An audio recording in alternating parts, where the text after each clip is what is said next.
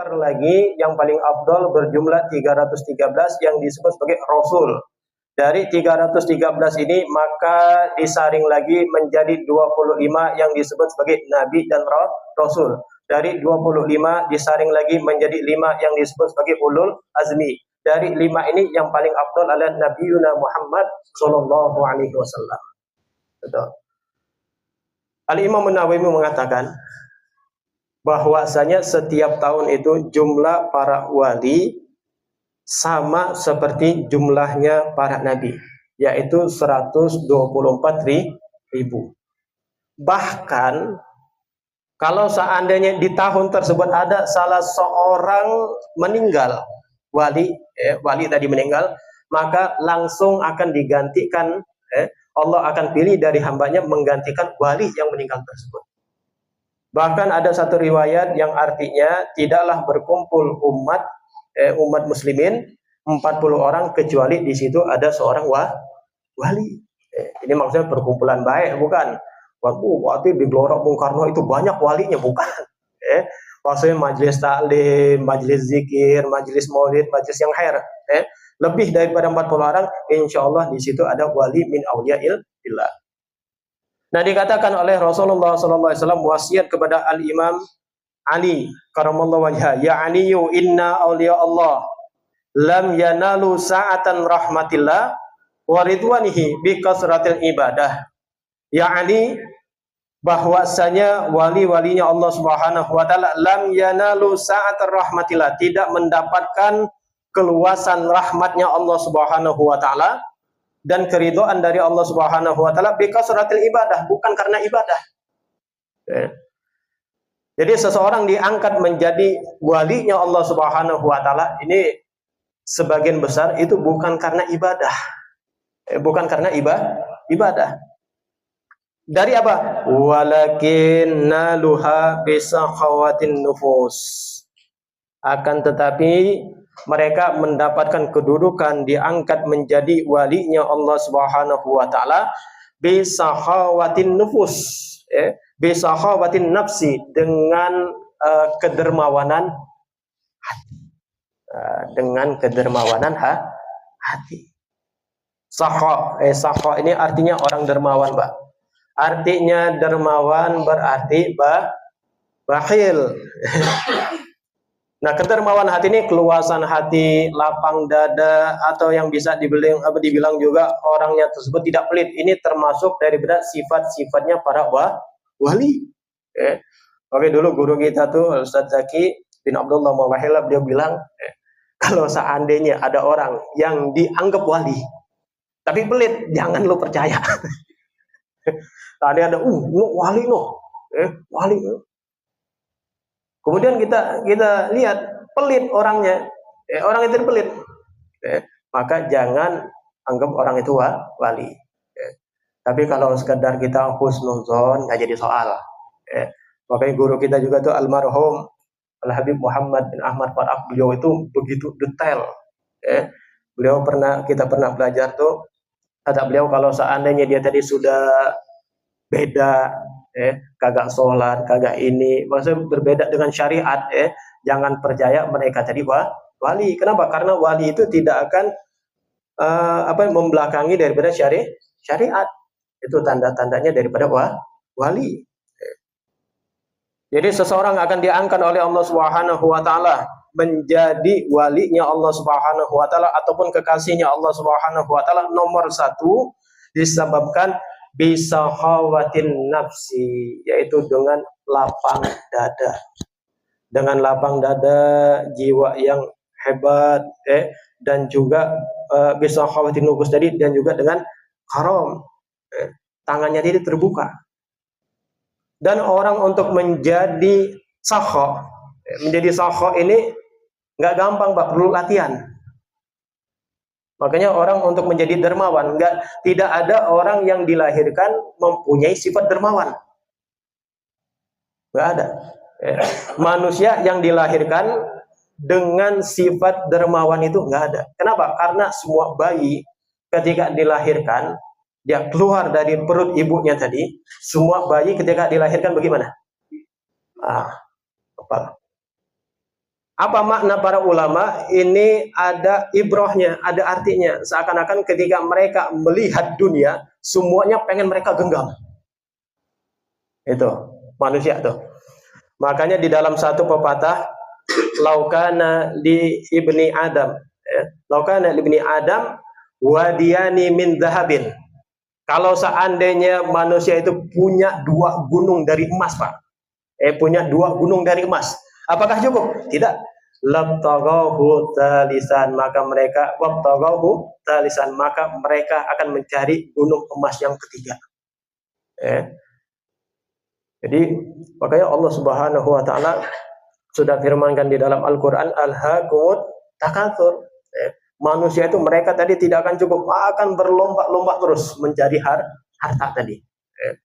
Makanya kita menjadi dermawan, menjadi orang baik, menjadi orang baik. Insya Allah kita semua menjadi orang baik, jadi orang dermawan. Insya Allah Ustaz Ahmad Kusyairi jadi orang baik. Dia orang baik nih. Antum kalau seandainya beliau lagi ngitung duit depan rumahnya, antum lewat dikasih jalan. Kasih jalan.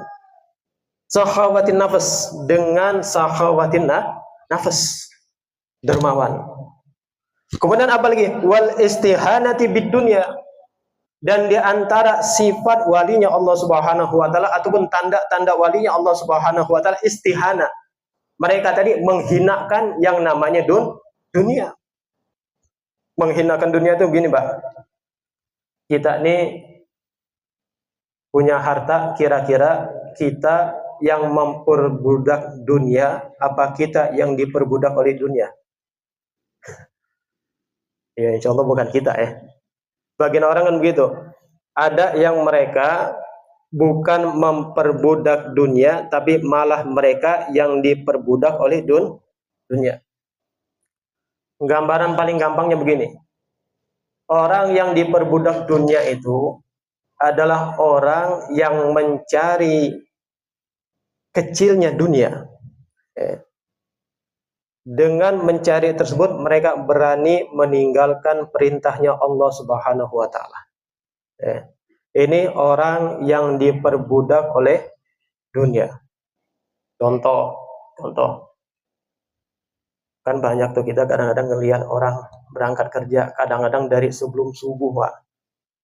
Di kereta tuh. Di kereta. Dari Bogor, kan kereta panjang tuh. Dari Bogor kadang-kadang sampai ke kota sana. Itu sebelum subuh sudah penuh. Sebelum subuh sudah penuh. Ngapain mereka tadi berdempet-dempet, terus mereka tadi penuh di kereta tadi, berani bangun pagi supaya masuk kantornya kagak telat. Supaya masuk kantornya dia kagak telat. Tapi mereka melupakan kewajiban mereka kepada Allah Subhanahu wa taala.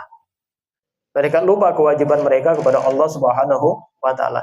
Makanya terkadang harta yang mereka punya tidak mempunyai keberkahan ataupun tidak diberikan keberkahan oleh Allah Subhanahu wa taala. Kenapa? Karena dari menghasilkan harta itu pun dari sesuatu yang enggak benar. Apa? Meninggalkan haknya Allah Subhanahu wa taala. Itu. Nah, yang begini kalau seandainya ada orang yang berani meninggalkan kewajiban dari Allah Subhanahu wa taala ataupun haknya Allah Subhanahu wa taala untuk mendapatkan dunia, maka orang tadi diperbudak oleh dunia. Padahal jelas Rasulullah SAW di dalam hadis qudsi Allah Subhanahu wa taala berkata kepada dunia, ya dunia man khadamani. Man khadamani, barang siapa yang menyembahku, berkhidmat kepada Allah Subhanahu wa taala. Maksudnya patuh kepada Allah Subhanahu wa taala, maka fahdumi. Maka kau pun harus patuh kepada mereka. Tapi sebaliknya, waman khadamaki, barang siapa yang patuh kepada kamu dunia, fastakhdimi, maka sibukkan mereka, kata Allah Subhanahu wa taala. Jadi gambaran dunia itu begini. Orang ngejar dunia itu seperti ngejar bayangan, Pak. Kira-kira sampai tahun sekarang, sampai detik ini, ada nggak orang yang bisa ngejar bayangan? Bayangan selalu berada di depannya kita. Kalau seandainya tadi cahaya di belakang kita. Ini kan cahaya ini Allah Subhanahu wa taala. Ini Allah. Allah ini kita anggap sebagai cahaya ini kita anggap sebagai Allah Subhanahu wa taala. Kalau seandainya kita membelakangi Allah Subhanahu wa taala, pasti bayangannya tadi di depan. Nah, bayangan ini kita anggap sebagai dunia. Kalau seandainya kita semakin mengejar dunia, maka kita semakin akan meninggalkan Allah Subhanahu wa taala, dan bayangan pun semakin jauh daripada kita. Bagaimana supaya bayangan tadi ngejar kita? Bagaimana dunia tadi supaya ngejar kita? Maka kita balik. Kejarlah kepada cahaya, maka bayangan tadi yang akan mengejar kita. Itu. Makanya jangan sampai lupakan hak-haknya Allah Subhanahu wa taala. Allah sudah pesan kok, Allah sudah janji kepada kita. Barang siapa yang memperbaiki sholatnya, maka Allah akan perbaiki kehidupannya. Artinya apa? Artinya kalau seandainya kita memprioritaskan haknya Allah Subhanahu wa taala, maka kita pun akan diprioritaskan oleh Allah Subhanahu wa taala. Kalau seandainya kita mementingkan Allah Subhanahu wa taala, maka Allah pun akan mementingkan kita. Di sini Pak, dalam tanda kutip, bukan Anda ngajarin kita buat sudah nggak usah lagi kita kerja, nggak usah lagi kita dagang, tutup sudah toko, besok di masjid. Enggak. Bukan kayak gini. Bukan kayak gini. Malahan kita kerja itu bisa bernilai ibadah. Kan berapa banyak sahabat Rasulullah SAW semuanya pembisnis. Bahkan di dalam sejarah ada dua orang sahabat yang tidak pernah miskin, Mbak. Di antaranya Abdurrahman bin Auf.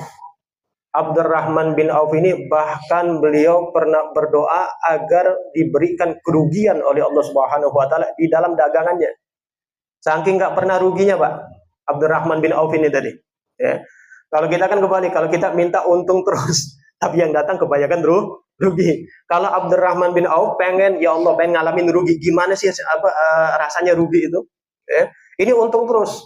Sampai suatu hari Abdurrahman bin Auf, jadi di kota Madinah, waktu itu sedang mengalami gagal panen korma. Korma ini tadi gagal panen. Wah, kata Abdurrahman bin Auf, wah ini nih, momen buat dia tadi bangkrut, pengen bangkrut, bayangin, Abdurrahman bin Auf pengen bangkrut, supaya apa? Supaya dia tadi nggak sibuk sama yang namanya urusan dunia ini tadi. Akhirnya apa? Dia borong semua korma yang busuk, Pak, di kota Madinah. Korma yang gagal panen ini tadi, dia borong semuanya dengan harga normal. Bayangin, dengan harga normal. Dia pikir, wah ini pasti bakalan rugi besar ini. Kenapa? Karena nggak bakal ada yang beli. Akhirnya apa? Akhirnya subhanallah, takdir Allah itu beda. Kadang-kadang kita pengen begini, takdir Allah itu lebih indah. Allah itu menakdirkan yang lebih indah. Abdurrahman bin Auf pengen bangkrut, pengen ngerasain kerugian. Dia borong tuh tadi korma yang ada di kota Madinah yang nggak bagus. Subhanallah, beberapa minggu kemudian di kota Yaman ada satu wabah penyakit. Di negara Yaman ini tadi ada satu wabah penyakit yang mana para dokter, para tabib di zaman dulu nggak nemu apa obatnya. Sampai akhirnya para tabib ini tadi sepakat obat dari wabah ini tadi sejenis korma yang begini, yang begini, yang begini. Dicari tuh. Disebar utusan.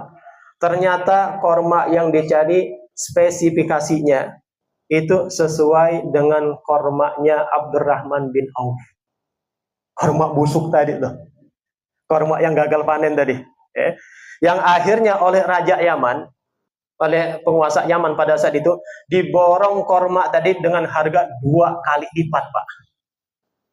Diborong harga tadi 2 kali lipat. Untung nggak berugi? Malah jadi untung. Berkali-kali lipat. Nah, kenapa Abdurrahman bin Auf bisa seperti ini? Dunia yang ngejar dia, karena Abdurrahman bin Auf dia tadi mengejar kepada cahaya yaitu Allah Subhanahu wa taala, sehingga dunia atau bayangan mengikuti daripada Abdurrahman bin Auf. Kadang-kadang kan kita kebalik, kita ninggalin Allah Subhanahu wa taala, kita ngejar bayangan. Akhirnya apa? Capek. Coba sekali-kali kita balik badan kita kejar kepada cahaya, sehingga bayangan tersebut atau dunia tadi ngejar kepada kita. Jadi tanda ataupun dua sifat daripada walinya Allah Subhanahu wa taala, yaitu sahabatin nafsi wal istihanati bid dunya. Kemudian ya Aliyu, pesan daripada Rasulullah sallallahu alaihi wasallam kepada Sayyidina Ali. As-sakhiyyu gharibun minallah. As-sakhi, orang dermawan. As-sakhi ini orang dermawan. As-sakhi gharibun minallah. Orang yang dermawan ini dekat dengan Allah Subhanahu wa taala. Gharibun min rahmatih, bahkan dekat dengan rahmatnya Allah Subhanahu wa taala. Jadi orang yang sahih ini, Pak, orang yang dermawan ini, jangankan kita yang muslim, jangankan kita yang muslim, yang kafir, yang ketahuan kafir, di antara orang yang dermawan itu kan orang yang sedekah kan, di antaranya Allah luaskan rezekinya, Allah panjangkan umurnya kan, di antara fadilah daripada orang sedekah. Jangankan kita orang muslim, kadang-kadang kita ini suka nggak percaya. Musa Samiri, tahu Musa Samiri? Jadi di zaman Fir'aun itu, Fir'aun yang ngaku Tuhan, ada dua Musa. Satu Musa bin Imran, satu lagi Musa Samiri. Musa bin Imran diasuh oleh Fir'aun. Musa As-Samiri ini dibesarkan oleh malaikat Jibril alaihi salam. Tapi ketika dewasanya kebalik, Pak. Nabi Musa bin Imran menjadi nabi, Musa Samiri menjadi kafir.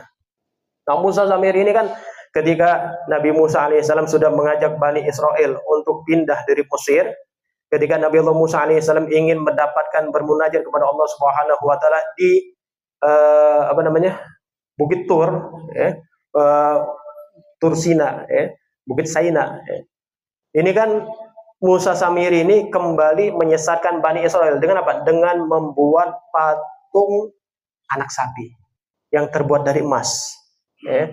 Bahkan nih patung ini tadi dinyatakan bisa ngomong. Patung ini tadi, sehingga Bani Israel tadi kembali menyembah kepada patung. Jadi disesatkan oleh Musa Samiri. Nah, ketika Nabi Allah Musa alaihissalam pulang dari munajatnya tadi, ini Nabi Allah Musa marah. Bahkan dinyatakan kakaknya Nabi Allah Harun alaihissalam ini sampai ditarik jenggotnya oleh Nabi Allah Musa alaihissalam, sampai mau dicekek oleh Nabi Allah Musa alaihissalam. Tadi kata Nabi Allah Harun alaihissalam, ya akhi, wahai saudaraku, aku ini beda sama engkau.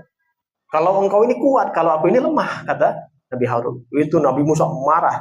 Sampai Nabi Allah Musa alaihissalam kepengen membunuh daripada Samiri.